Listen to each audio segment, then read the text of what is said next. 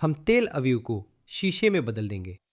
अगर वे ऐसा करते हैं तो इज़राइल में जो भी बचा है वो सब कुछ शीशे में बदल जाएगा। शिया बोलते रहेंगे, शिया काम करते रहेंगे, सिर्फ बातें नहीं करेंगे, सिर्फ आवाज नहीं उठाएंगे, वे काम करते हैं।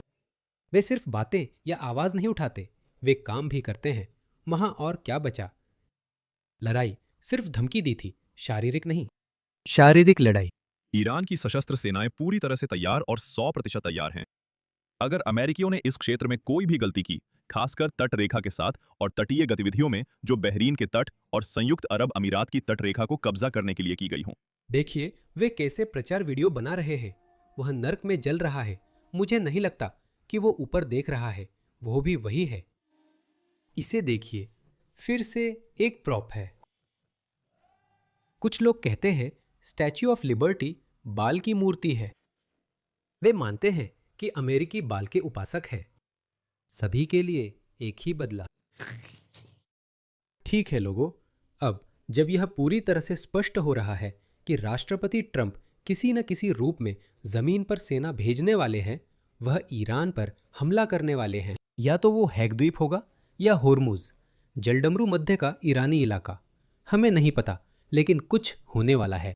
मैंने आपको अपनी पिछली वीडियो में बताया था कि मुझे नहीं लगता कि राष्ट्रपति ट्रंप इस शासन को सत्ता में छोड़ने वाले हैं, क्योंकि इन्होंने वास्तव में अपनी जिद और बढ़ा दी है। अब वे कह रहे हैं कि होर्मुज जलडमरू मध्य से गुजरने वाले हर जहाज से $1 मिलियन वसूलेंगे। जाहिर है सऊदी अरब खुश नहीं होगा, यूएई भी खुश नहीं है और पूरी दुनिया खुश नहीं है। हम इस शासन को सत्ता में नहीं छोड़ सकते, तो अमेरिका?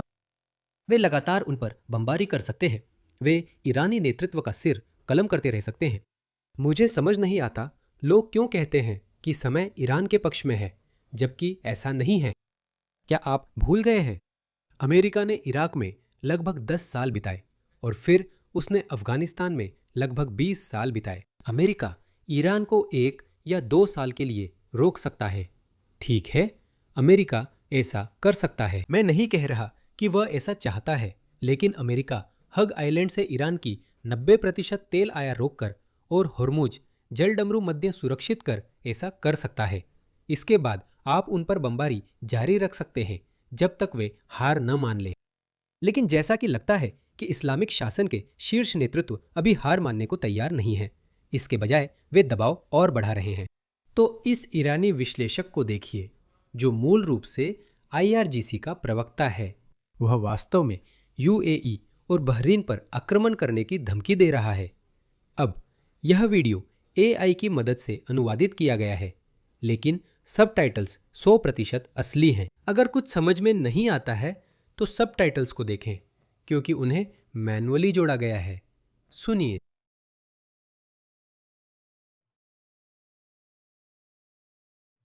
ईरान की सशस्त्र सेनाएं पूरी तरह तैयार हैं।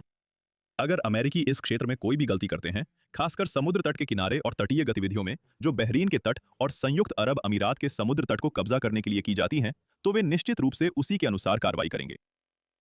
इस तटीय क्षेत्र में कई महत्वपूर्ण अभ्यास हुए हैं। इसका असल मतलब क्या है? यूएई और बहरीन के तटीय क्षेत्रों में प्रवेश हमारे एजेंडे में है और सशस्त्र बलों के अभ्यासों का हिस्सा है। संयुक्त अरब अमीरात में ईरानी संपत्तियों की कथित जब्ती पर झूठी खबरों की बाढ़ आई है, जिसका मकसद ईरानी जनता को डराना, उन पर दबाव डालना और मनोवैज्ञानिक अभियान चलाना है। मैं ये भी कहना चाहता हूं कि अगर अमीराती ऐसी गलती और इतनी बड़ी गलती करते हैं, तो आपको याद होगा कि बैंक सेपा के साथ क्या हुआ था जब दुबई में अमेरिका के सिटी बैंक को झटका लगा था। संयुक्त अरब अमीरात के बैंकिंग, वित्तीय केंद्र, स्टॉक एक्सचेंज और मुद्रा बाजार भी जीडे के होंगे। इस मामले में कोई तय नियम नहीं है, क्योंकि अमीराती हमेशा अमेरिकियों के साथ सहयोग करते हैं। वे जानते हैं कि खतरे की घंटी बज चुकी है। उनके लिए इसका विरोध व्यर्थ है।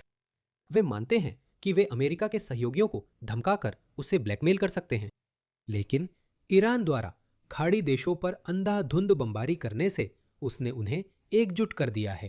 शुरुआत में वे इस युद्ध के पक्ष में नहीं थे, लेकिन अब सूत्रों के अनुसार सऊदी अरब और यूएई दोनों वास्तव में अमेरिका को आगे बढ़ते रहने के लिए प्रोत्साहित कर रहे हैं। असल में वे नहीं चाहते कि अमेरिका जल्दी यहां से जाए, लेकिन इसी दौरान जब मुक्त विश्व इस्लामी गणराज्य के साथ युद्ध में है, उनके एजेंट, उनके प्रचारक खुले आम और गर्व से अपने विचार अमेरिका में प्रचारित कर रहे हैं, शियाओं को भड़का रहे हैं। इस शिया मौलवी को देखिए। आज हम संयुक्त राज्य अमेरिका में रह रहे हैं। देश है, तुम्हें तो यहाँ रहना भी नहीं चाहिए था। कथित तौर पर राष्ट्रपति द्वारा चलाया जाता है, हमारे राष्ट्रपति द्वारा, कथित तौर पर। देखिए, यही ये लोग करते हैं।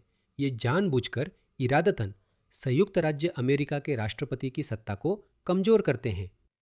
सबसे पहले बस Jack Phillips, Dan Bilzerian, Cenk Uygur और उन सभी को मुद्दा देने के लिए जो इजराइल डिरेंजमेंट सिंड्रोम से ग्रस्त हैं, और वे भी यही कहते हैं कि ओ, हमारा देश अमेरिका इजराइल द्वारा चलाया जाता है। यह सच नहीं है। 12 दिन की जंग के बाद ट्रंप ने नेतन्याहू पर गुस्सा निकाला था और नेतन्याहू को पीछे हटना पड़ा था। वो पीछे नहीं हटना चाहता था, लेकिन ट्रंप के कहने पर उसे हटना पड़ा कि इन्हें समझ नहीं है कि ये क्या कर रहे हैं। मैं जानता हूं उन्होंने उल्लंघन किया, लेकिन इजराइल ने भी किया। समझौते के बाद ही इजराइल ने बहुत बम गिराए, जैसा मैंने पहले कभी नहीं देखा था। हमने इससे बड़ा हमला नहीं देखा। मैं इजराइल से खुश नहीं हूं। जब मैं कहता हूं कि आपके पास 12 घंटे हैं, तो आप पहले ही घंटे में उन पर अपनी सारी ताकत नहीं झोंक देते, इसलिए मैं उनसे खुश नहीं हूं। मैं ईरान से भी खुश नहीं हूं, लेकिन अगर इजराइल आज सुबह सिर्फ एक रॉकेट की वजह से कार्रवाई करने जा रहा है, जो गिरा नहीं, जो शायद गलती से दागा गया था, जो गिरा नहीं, तो मैं इससे वाकई नाखुश हूं। आप जानते हैं क्या? हमारे पास 2 देश हैं जो इतनी लंबी और कड़ी लड़ाई में हैं कि अब उन्हें खुद नहीं पता क्या कर रहे हैं। क्या आप समझते हैं? ट्रंप बॉस है। हाँ, बेंजामिन नेतन्याहू अमेरिका को युद्ध में घसीट सकते हैं, क्योंकि उनके साझा मूल्य, सामान्य हित और सामान्य खतरे हैं, यानी ईरान का इस्लामी गणराज्य। इस शासन के खिलाफ जाने का यही सही समय था। तो हाँ, इजराइल हमेशा हमला करना चाहता था, लेकिन अमेरिका शामिल नहीं हुआ क्योंकि नेतन्याहू फैसले लेते हैं। अमेरिका शामिल हुआ क्योंकि दोनों का एक साझा दुश्मन है, और यही उन पर कार्रवाई करने का सबसे अच्छा समय था। लेकिन ये लोग जानबूझकर राष्ट्रपति की सत्ता को कमजोर करते हैं ताकि वे इन साजिशी सिद्धांतों को हवा दे सकें। लेकिन सच कहूं तो अगर हम खुद से पूछें, अगर आप सिर्फ 2 दिन के लिए खबरें देखें, तो आप देखेंगे कि राष्ट्रपति नहीं चला रहे, कोई और भी है। सही है ना? कोई तेल अवीव में बैठा है, वही चला रहा है। उसके पास एक्सेस है, सब कुछ उसके ऊपर है। वो हर उस राष्ट्रीय अभिलेखागार के बारे में फैसला करता है जिस तक उसकी पहुंच है। हर गोपनीय दस्तावेज उसी के नियंत्रण में है।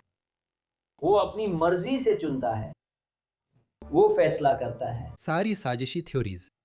शिया लोग आवाज उठाते रहेंगे, शिया लोग काम करते रहेंगे, सिर्फ बातें नहीं करेंगे, सिर्फ आवाज ही नहीं उठाएंगे, वे काम करते हैं। वे सिर्फ बातें नहीं करते, काम भी करते हैं। वहां और क्या बचा है? लड़ाई, शारीरिक लड़ाई। उसने बस धमकी दी थी। शारीरिक लड़ाई, कुर्बानी, उन्होंने मेहनत की। आइए हम इस पवित्र रात में अपना हाथ उठाएं, इमाम अल हसन की रात, इमाम सुब्हानहु अल मुस्लिमी के सम्मान में, इमाम अल हसन के।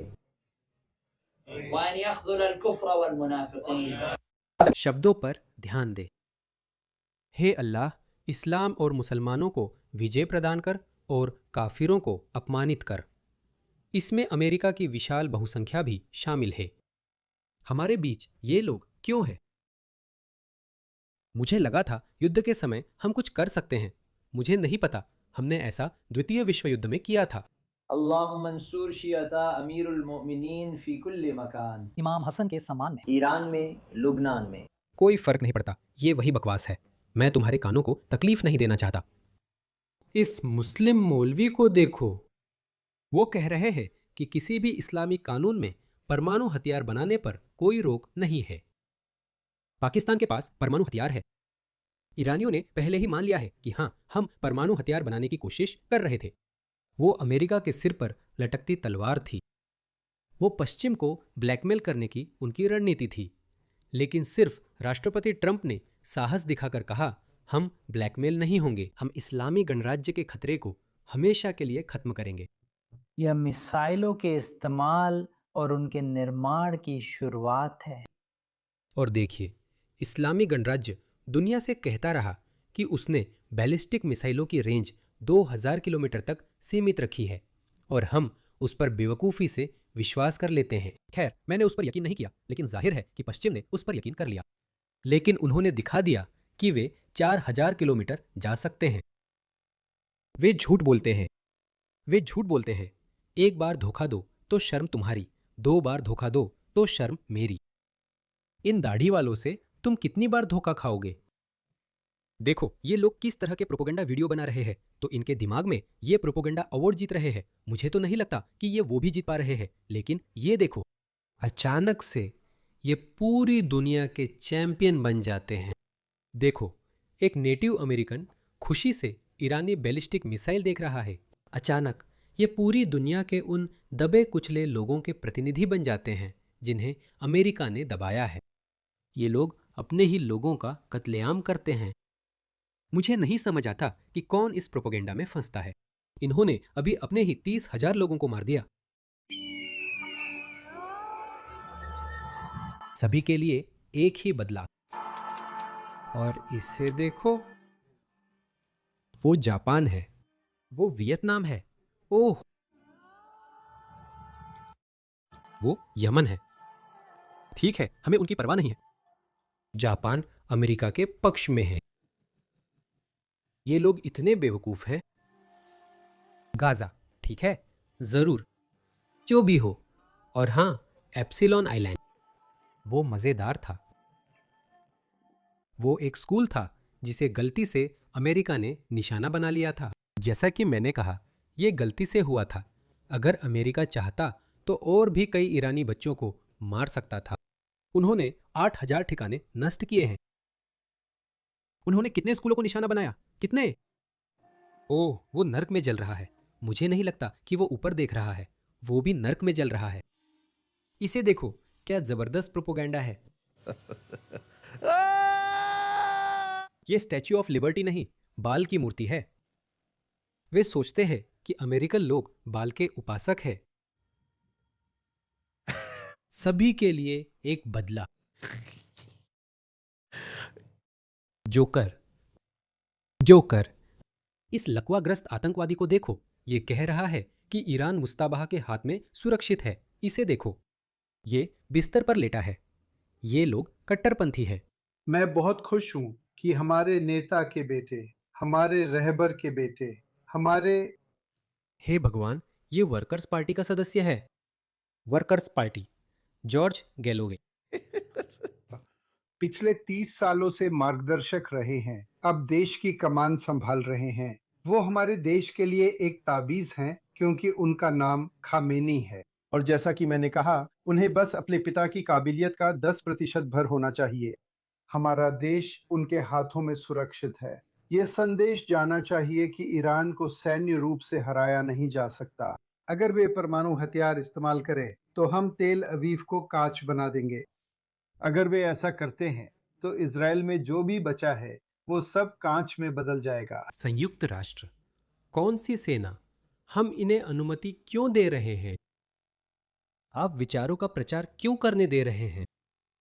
क्या ईरानी लोग अपनी सरकार के खिलाफ बोल सकते हैं? उन्हें चेहरे पर गोली मार दी जाती है। ये बहुत शर्मनाक है दोस्तों। वैसे भी मुझे नहीं लगता कि ये शासन ज्यादा समय तक टिक पाएगा।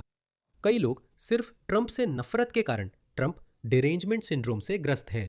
वो असल में इस्लामिक शासन का समर्थन कर रहे हैं। इस्लामिक शासन का समर्थन इस्लामिस्टों के अलावा कोई नहीं कर रहा। ईरानी लोग इस्लामिक शासन का समर्थन नहीं कर रहे।